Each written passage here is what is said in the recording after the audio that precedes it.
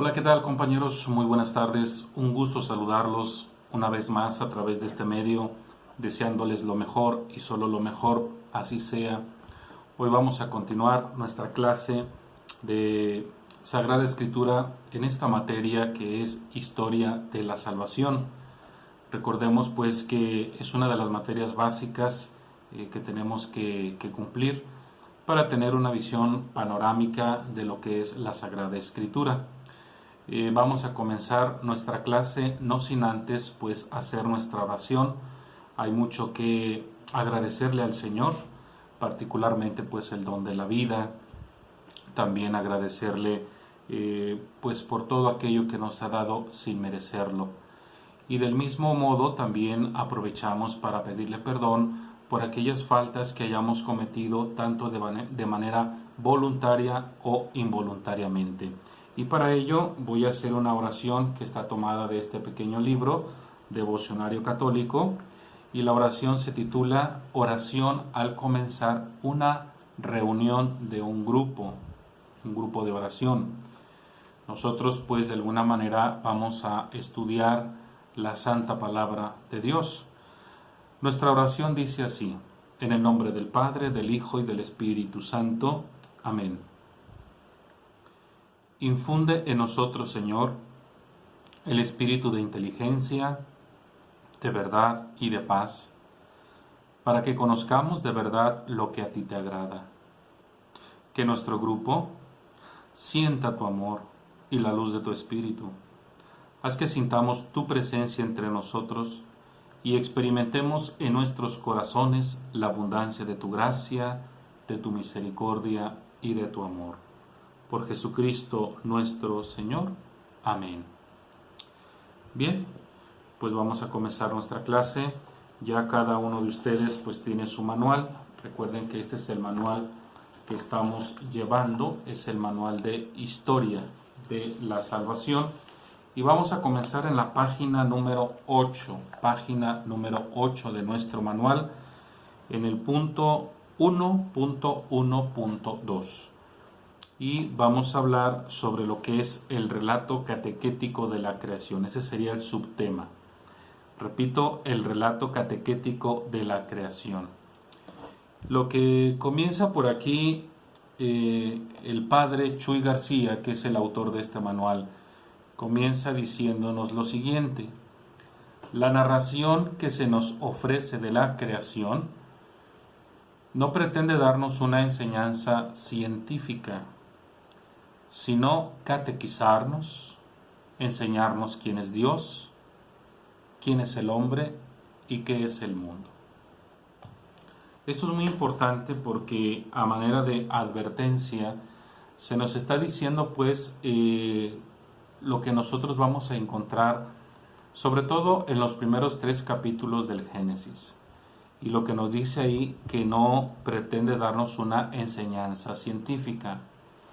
Yo creo que es momento de que tú te enteres que en la Sagrada Escritura, a lo largo de sus 73 libros, nos vamos a encontrar con una serie de géneros, lo que nosotros llamamos géneros literarios. Este documento que te voy a presentar el día de hoy es un documento del Magisterio que se titula precisamente La interpretación de la Biblia en la vida de la Iglesia. Para todos aquellos que nos dedicamos al estudio de la Sagrada Escritura, es importante que leamos este documento que elaboró la Pontificia Comisión Bíblica, en el cual pues nos da todos los pormenores que tenemos que saber nosotros como estudiantes de Sagrada Escritura para la interpretación precisamente de la misma.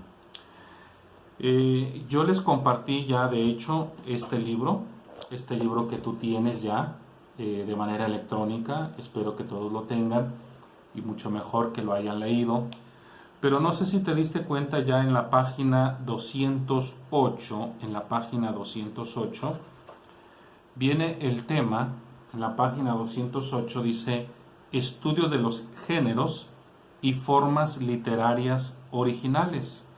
Es decir, también así a manera de repaso nos habla sobre los géneros literarios.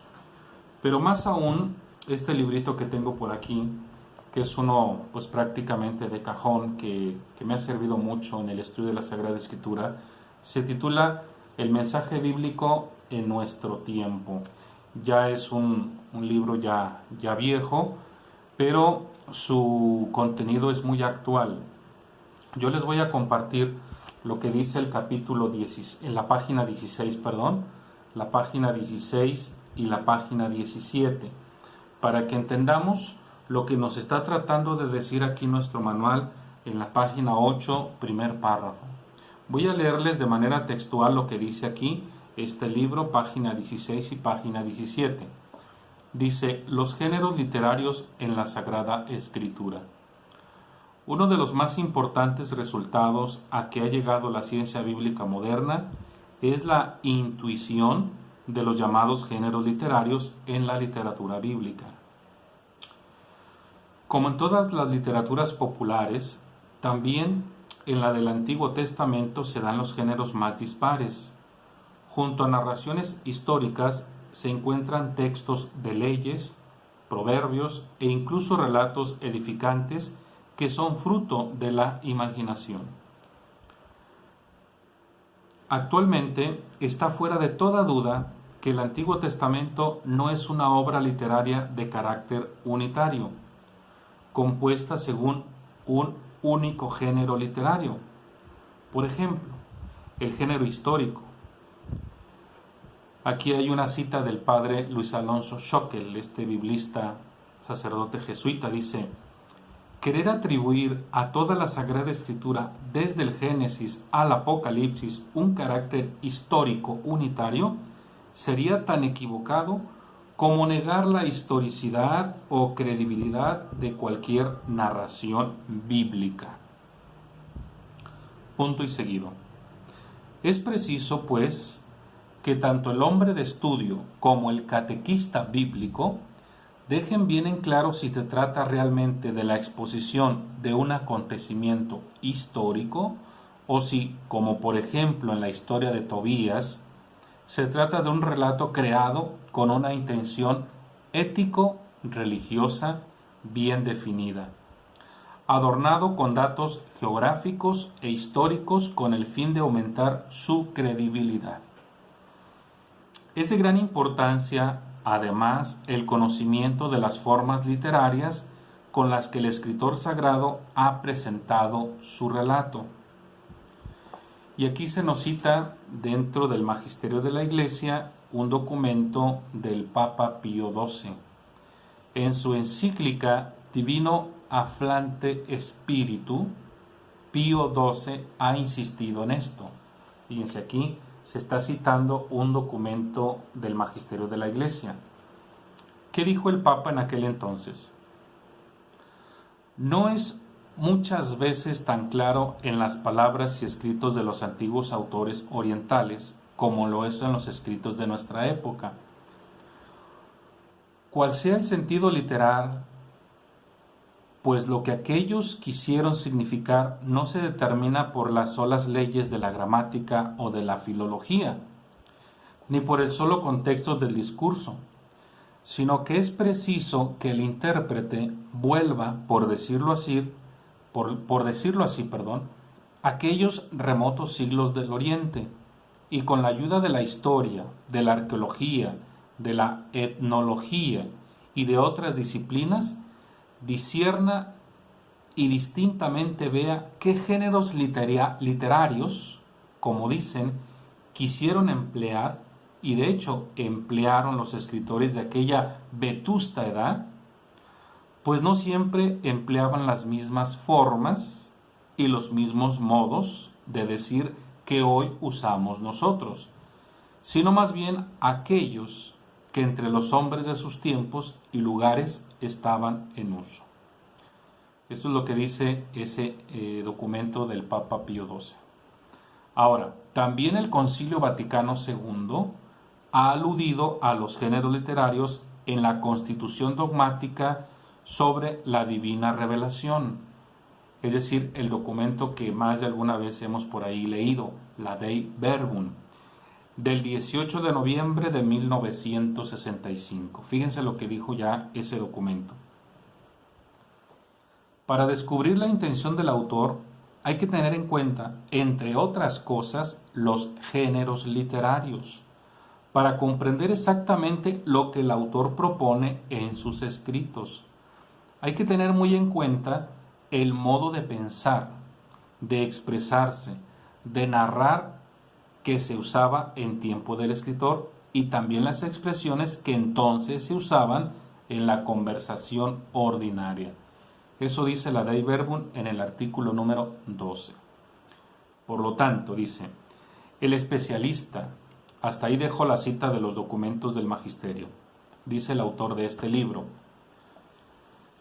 el especialista y el divulgador de la verdad bíblica deberán pues indagar cuidadosamente y concienzudamente el género literario de un relato, procurando además conocer también con exactitud el particular modo de pensar y de escribir, el modo de expresarse figurativo simbólico de la correspondiente forma literaria.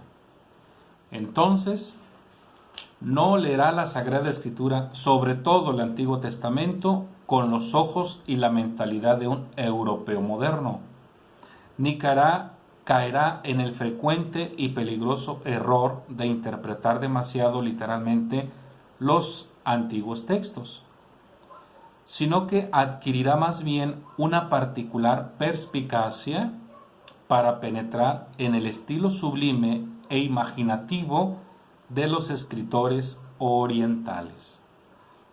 Solamente cuando logre penetrar a través de la pared no siempre transparente de las imágenes escriturísticas, llegará al conocimiento de la verdad bíblica.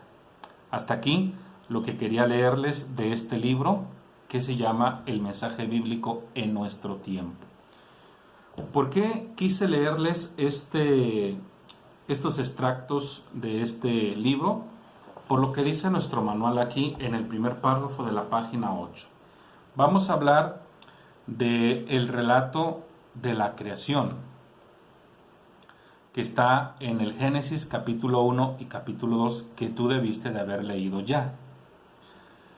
Entonces dice aquí, la narración que se nos ofrece de la creación no pretende darnos una enseñanza científica, sino catequizarnos, enseñarnos quién es Dios, quién es el hombre y qué es el mundo. Miren, estoy dando clases de Pentateuco con otro grupo y yo les he dejado claro que en el Pentateuco, en los primeros 5 libros de la Biblia, Génesis, Éxodo, Levítico, Números y Deuteronomio, hay 2 géneros literarios muy marcados. Uno de ellos es el narrativo y otro es el legal. Prácticamente los 50 capítulos del Génesis tienen ese género literario llamado narrativo, pero este género a su vez tiene otros subgéneros. Uno de ellos puede ser la fábula. Entonces nosotros tenemos que entender que lo que el autor sagrado está utilizando aquí precisamente es un género literario, ¿sí? Que de alguna manera no precisa que sea histórico real, como nosotros en Occidente estamos acostumbrados a entender este género, sino sobre todo teológico. Lo que bien dice aquí nuestro manual es muy cierto. ¿Qué es lo que tratan estos capítulos de la creación? Catequizarnos, es decir, enseñarnos quién es Dios, quién es el hombre y qué es el mundo. Por lo tanto, estamos ante un escritor sagrado que valdría la pena llamarle el teólogo israelita, porque él, desde su concepción a 3000 años de distancia, él nos va a demostrar a través de esta narración lo que es Dios para él, lo que significa Dios para él, las implicaciones que tiene este Dios para él. Y ya desde aquí nosotros podemos vislumbrar que el autor sagrado nos va a presentar a un Dios antropomórfico, es decir, no es un Dios lejano, no es un Dios ajeno, todo lo contrario, es un Dios que es capaz de interactuar con el ser humano. Muy distinto este Dios al Dios de los paganos, un Dios que de alguna manera está por allá muy lejos y que no tiene el hombre acceso a ese Dios, o que ese Dios no puede interactuar con el hombre. En la religiosidad judía esto no es igual. Por eso para nosotros, a la hora de leer estos dos capítulos del Génesis, el primero y el segundo, ¿qué nos vamos a encontrar ahí? Dice nuestro manual, inciso A, con relación a Dios, el relato de la creación nos muestra a un Dios con ciertas características. Fíjense bien, primero dice que Dios es bueno, Dios es sabio y Dios es omnipotente. En los siguientes 3 puntitos se nos explica cada una de estos atributos que se le dan a Dios. ¿Por qué se dice que es bueno? Porque el actuar, todo lo que hace es bueno y muestra así la esencia de su ser. Como en su momento el autor de una de las cartas de Juan le dirá: Dios es amor y de él solo proceden cosas buenas. El mal no es sino consecuencia de la imperfección humana. Miren, esto para mí es maravilloso, es grandioso darme cuenta cómo estos agiógrafos conciben a Dios como un Dios misericordioso, y esto nosotros lo hemos estudiado muchas veces, particularmente el capítulo 11, si no me equivoco, del profeta Oseas, versículos del 1 al 10 prácticamente. Ahí vemos a un Dios consternado, a un Dios confuso, podríamos decirlo, que llega a declarar, y cito de memoria el texto, dice Dios: ¿qué haré contigo, Israel? ¿Qué haré contigo? Dice, todo mi interior me da vueltas, te trataré como a dama, te trataré como a Zeboín. Y bueno, estamos viendo ahí un Dios que está un tanto confundido porque no sabe qué hacer con su pueblo, pero luego dice atinadamente el autor sagrado, dice Dios: soy Dios, no un hombre. Es decir, a pesar de que el pueblo de Israel se ganó el descrédito, a pesar de que el pueblo de Israel le dio la espalda a Dios, Dios no fue capaz de eliminar a su pueblo, no fue capaz. Por eso dice: no sé qué hacer contigo, todo mi interior me da vueltas. Pero dice, hermosísimo ahí la frase del profeta: yo soy Dios, no soy un hombre. Bueno, ahora bien, nosotros como cristianos, sobre todo católicos, en el Nuevo Testamento nos encontramos a Jesús. Jesús, que según San Pablo dice es la imagen del Dios invisible, y por lo tanto el actuar, el proceder precisamente de este Jesús, pues no es otro sino que el mismo actuar de Dios en el Antiguo Testamento, un Dios compasivo, un Dios misericordioso. Nosotros encontramos en Jesús un Jesús compasivo y un Jesús misericordioso, un Jesús que no es capaz de etiquetar a nadie, ni mucho menos de discriminar a nadie. El Evangelio de Lucas, en el capítulo 2, versículo 10 aproximadamente, cuando el ángel Gabriel le va a dar la noticia a los pastores que se encuentran por allá en Belén, les dice lo siguiente: hoy en la ciudad de David, es decir, Belén, os ha nacido un Salvador. En esas características, pues este Jesús viene a salvar a todos. Para Jesús no existe personas que no tengan la oportunidad de salvarse. Todos prácticamente pueden alcanzar la salvación. Entonces, en esa perspectiva, también vemos a ese Jesús que su actuar es bueno.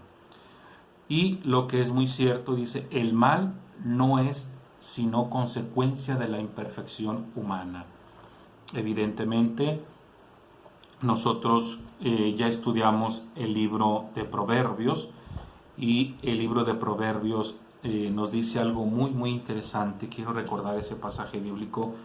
Voy rápidamente al libro de Proverbios para recordar este pasaje y poderlo comprender, lo que está diciendo aquí este primer punto de la página número 8. Proverbios capítulo 1, versículo 29, 30 y 31. Dice: porque rechazaron el saber y no eligieron el temor del Señor.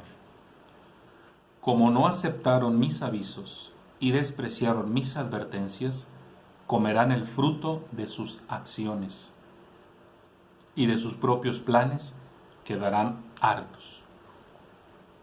Hasta aquí la cita de Proverbios. Por lo que dice aquí nuestro manual, el mal no es sino consecuencia de la imperfección humana, porque desde el mismo momento en que Dios creó al hombre, Dios lo crea para el bien, no para el mal. Segunda característica de Dios que nos presenta aquí la página 8, dice que Dios es sabio, porque lleva a cabo una creación ordenada, con un sentido muy claro para cada cosa. Es decir, estamos ante un Dios ordenado. De hecho, el mismo Génesis, en el capítulo 1, versículo 1, que debiste de haber leído ya oportunamente, así comienza el texto. Al principio creó Dios el cielo y la tierra. La tierra era una soledad caótica, y las tinieblas cubrían el abismo, mientras el Espíritu de Dios aleteaba sobre las aguas. Estamos entonces ante una tierra que era soledad caótica, es decir, había caos, había desorden. Y viene Dios precisamente ¿para qué? Para poner un orden. Por eso hablamos de una sabiduría divina que viene a ordenar precisamente el cosmos. En ese orden de ideas, nosotros tenemos que tener bien claro en nuestra cabeza y en nuestro corazón que cuando el hombre en su cerrazón, en la total, pues es una palabra fuerte, pero no encuentro otra, en una total estupidez de parte del hombre, cuando altera ese orden divino, definitivamente y con una certeza matemática vendrá una consecuencia que en muchos casos es lamentable, es fatal.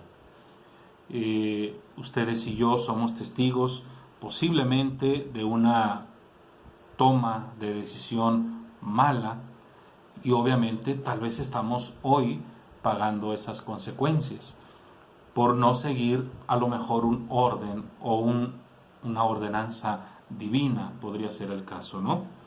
Número 3, otra característica que el autor sagrado en estos capítulos 1 y 2 del Génesis nos presenta con relación a Dios.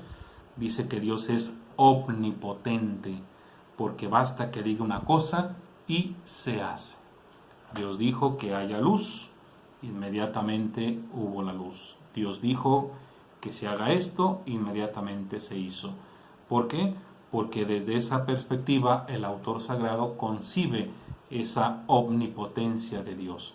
En el Nuevo Testamento, ya en una interpretación cristiana, por supuesto, el mismo Evangelio de Lucas, ante la duda temporal de parte de María, aquella jovencita que es anunciada, pues, lo que le va a acontecer, de pronto se queda así como consternada y en duda.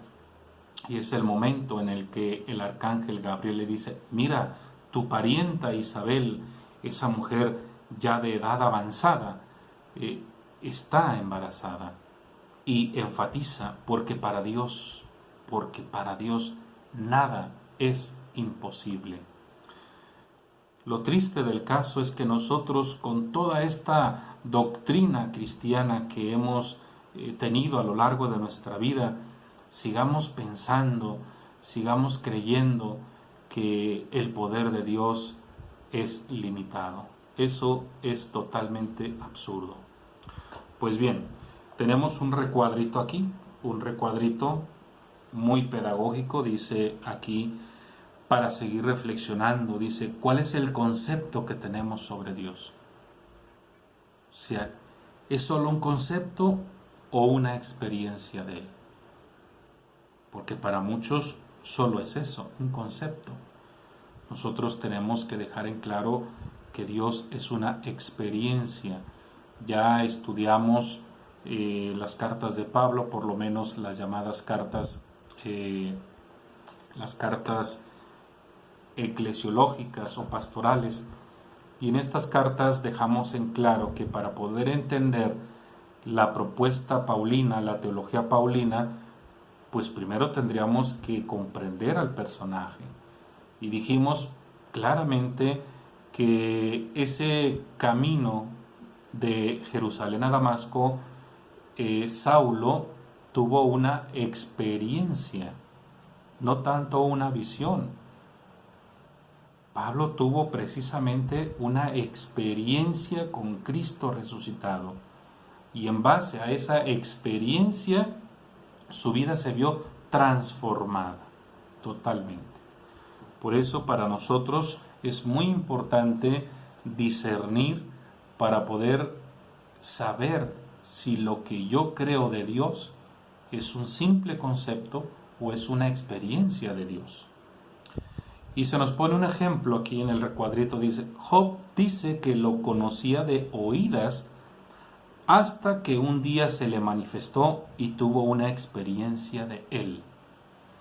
Y se nos recomienda incluso leer el libro de Job, el Salmo número 8, el Salmo 107 y el 136. Lo que nos vamos a encontrar ahí, por supuesto, que va a ser unos relatos nacidos de una experiencia. Sobre todo eso es una experiencia. Por eso nosotros en esta materia, Historia de la Salvación, estamos llamados a vivir una experiencia con este Dios que es uno y trino y que lo que busca sobre todas las cosas es mi salvación. Bueno, hasta ahí lo que nos dice el autor sagrado del Génesis capítulo 1 y capítulo 2 con relación a Dios. Ahora vamos con relación al hombre. El relato de la creación nos enseña, número 1, con relación al hombre, su origen. El hombre proviene de Dios y por tanto debe obedecerlo. Esto es algo que hoy, en pleno siglo XXI, parece que nos molesta, la obediencia a Dios. Pero debemos de entender que hemos sido creados por Dios y por lo tanto en ese orden me debo a Él. Debemos entonces acatar la voluntad de Él. Por eso fue muy oportuno el autor del Evangelio de Mateo cuando en el capítulo 7, versículo 21, dice claramente y sin lugar a dudas, no porque me llamen Señor, Señor, entrarán en el reino de los cielos, sino todo aquel que haga la voluntad de mi Padre que está en el cielo. ¿A qué nos remite entonces Jesús? A obedecer. Por eso en el Evangelio de San Juan nosotros vemos esa relación muy íntima entre un padre y un hijo obediente. Segundo punto, con relación al hombre, el autor sagrado nos manifiesta la miseria y la grandeza, o sea, ese contraste. En cuanto a la miseria nos dice que es polvo y es carne. Y en cuanto a la grandeza, pues que es al mismo tiempo imagen y semejanza de Dios. El comentario que hace este autor de este libro, que se llama José Prado, que yo les recomendé, dice aquí en la página número 14, en el inciso A, dice polvo y carne. Dice, un manantial brotaba de la tierra y regaba toda la superficie del suelo. Entonces Yahvé Dios formó al hombre con polvo del suelo. Génesis capítulo 2, versículos 6 y 7. Y viene el comentario, dice: el hombre hunde sus raíces en el polvo del que fue formado. La materia no le es inferior, puesto que él mismo es materia. El hombre es un ser limitado y debe aceptar, vivir y darle sentido a esa limitación. Esto es muy importante. El ser humano es un ser limitado. Y lo explica en 3 puntos. Inciso B. Dice que el ser humano es un ser viviente porque en Génesis capítulo 2, versículo 7, inciso B, dice que Dios insufló en sus narices aliento de vida y resultó el hombre un ser viviente. En esa materia encontramos un principio de vida. El hombre ya no es solo materia. ¿Por qué? Porque la vida le ha sido dada. Es un ser animado. Y luego, inciso C, el espíritu. El espíritu da consistencia al compuesto carne-vida. Es una fuerza de lo alto que mantiene en pie al ser viviente, que incluye algo sobrenatural y trascendente. El espíritu capacita al hombre para que se comunique con Dios y para comprender las realidades divinas. Y luego, inciso D, imagen y semejanza de Dios. La pareja, hombre y mujer, es imagen y semejanza de Dios. Se explica la palabra imagen. Es una copia, una reproducción exacta. Suscita la presencia real de aquello que reproduce. Y se nos pone un ejemplo. En la televisión, nosotros no vemos la realidad, sino una imagen de esa. Vemos una imagen. Con relación a la semejanza, incita a considerar distintos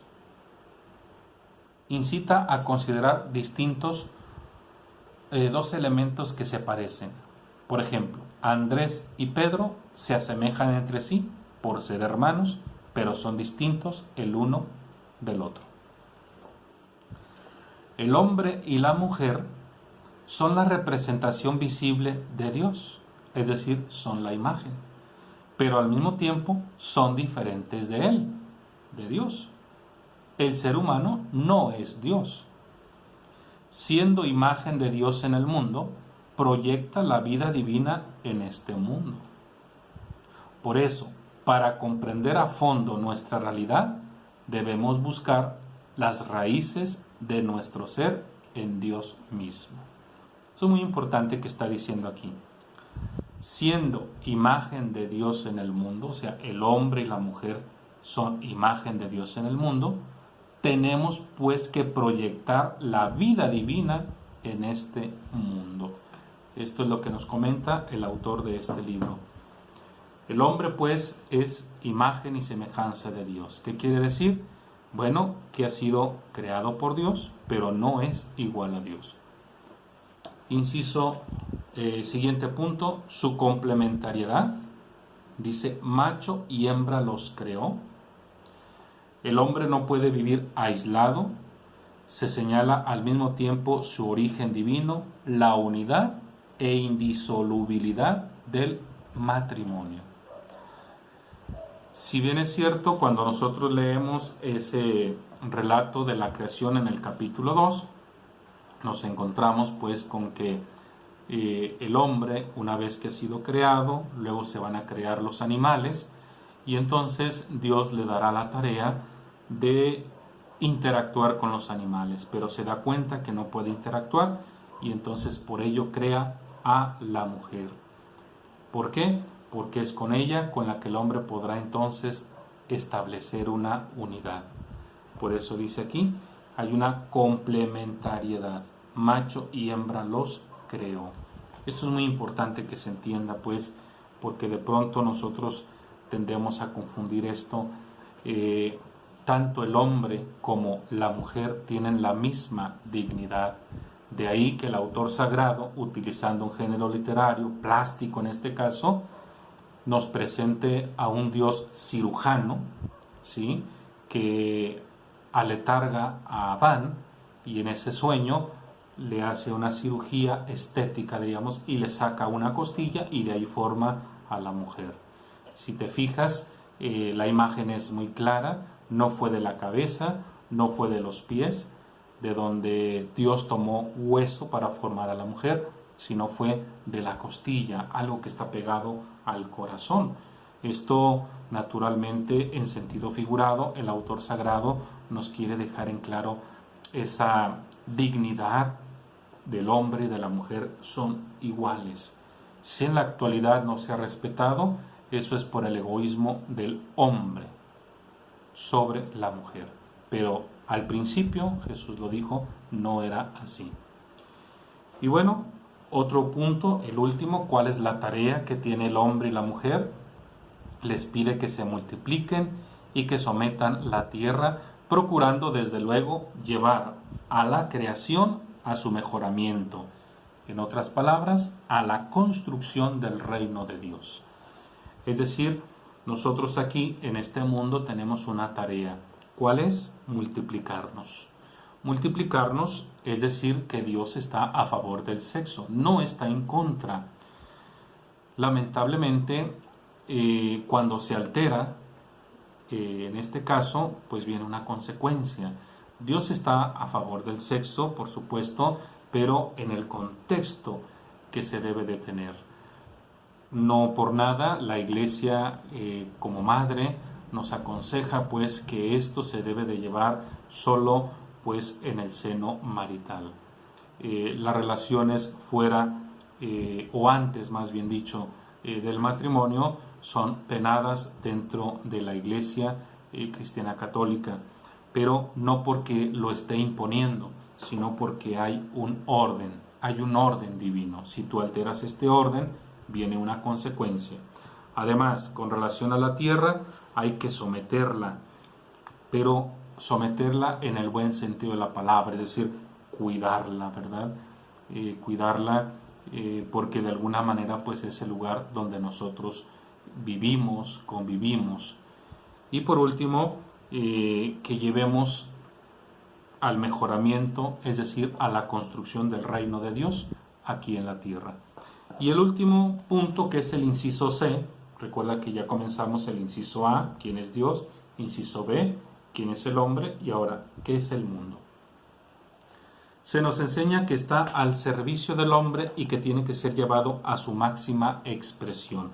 Algo similar a lo que vimos en el punto anterior, es decir, llevarlo a su mejoramiento, a la construcción del reino de Dios.